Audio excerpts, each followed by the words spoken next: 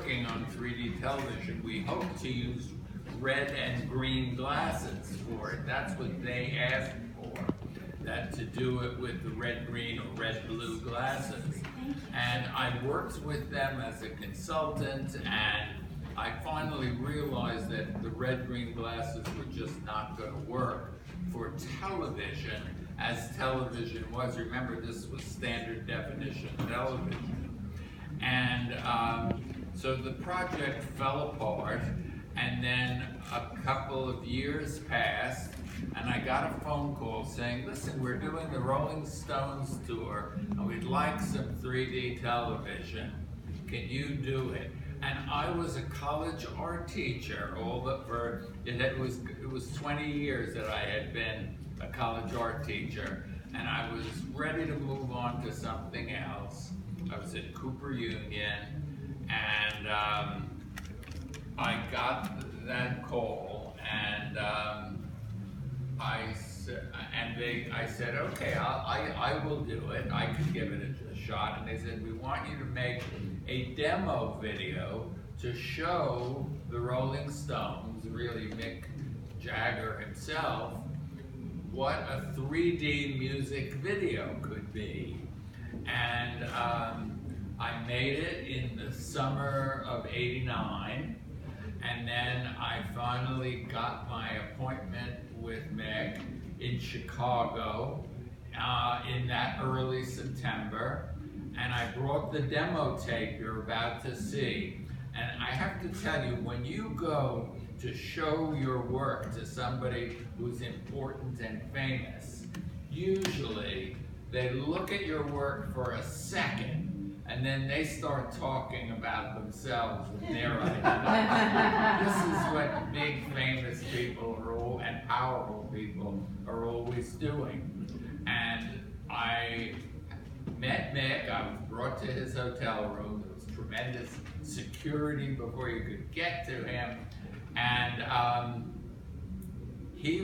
made a 2-minute and 40-second video, and he watched it through twice, very attentively. He watched it from close up once and from far away once.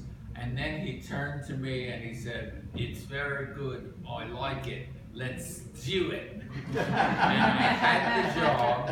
I had been a college art teacher for 20 years, and you know Bob Dylan said, 20 years of school and then they put you on the day shift. Look out, kid, they keep it all hid. So I left college art teaching, and I became what my true love calls a rock star video director. And I went ahead and I directed the 3 videos. And so you are going to see the demo that I showed Mick Jagger, and you can decide if you would hire me to make your video if you had a big rock band.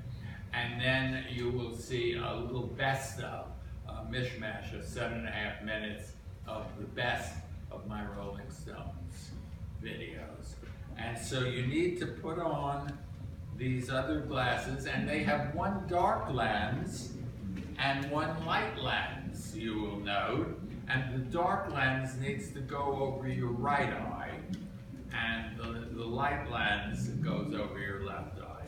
The left lens is really a placebo, so you know that there's a lens there. But and explain to them exactly how that's working. It's the dark lens that does it. Explain how it works? Right. Okay.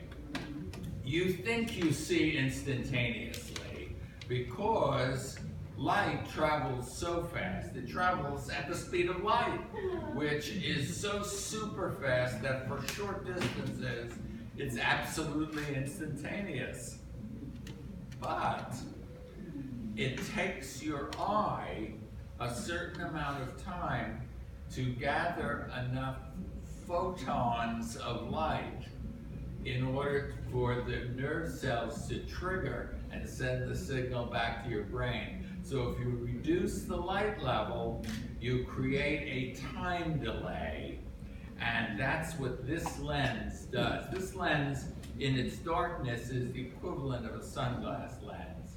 And That's why if you're playing, say, tennis, it's not, or baseball, it's not so great to wear dark sunglasses because there will be a time you'll think the ball is here and the ball is really here.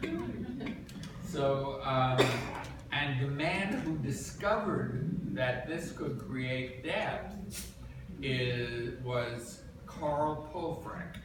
And the amazing thing about Carl Pofrick was the greatest optical physicist who ever lived, but he happened to be blind in one eye.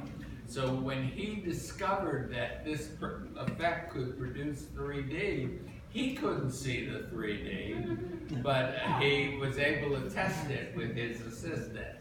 And he was working in what was for a while called East Germany, in Jena, and where there's the Carl Zeiss factory. He was Carl Zeiss's main physicist, optical physicist. And the year? So I made use of that. What year? What year? About 1928. Okay. So it was not all that long ago. And I may build, you may have seen museum exhibits based on the work of Carl Pofrick, and I've built them in museums all over the world. And I continue to do that. And in the demo video you're about to see first, I had gotten the call from the Rolling Stones just before I left for Tokyo to build a museum exhibit in the Museum of the Japan Science Foundation. And so I shot some video of my exhibit, and I incorporated that with some video around New York and other things and made the demo. So you'll see the demo first, exactly what Mick said. So here we go.